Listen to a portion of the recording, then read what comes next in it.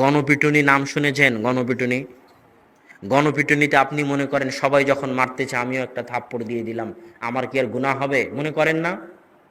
কথা বলেন না কেন? অবশ্যই মনে করে মানুষ। তো রাসূল সাল্লাল্লাহু আলাইহি ওয়াসাল্লাম স্পষ্ট বলে দিয়েছেন, লা হাদামুল কাবাহ আহওয়ানু ইনদাল্লাহ, আল্লাহ সুবহানাহু ওয়া তাআলার নিকটে কাবা ঘর ধ্বংস হয়ে যাওয়া মুসলমানের রক্তের চাইতে কম মূল্যের।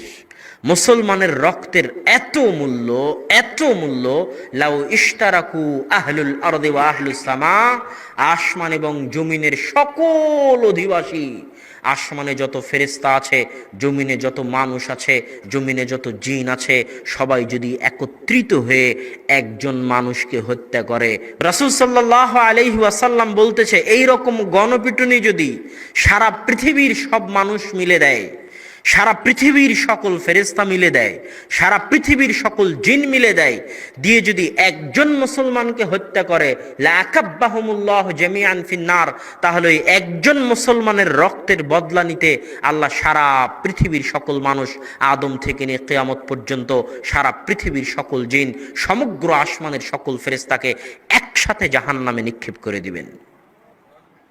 এটা হচ্ছে একজন মুসলমানের রক্তের মূল্য।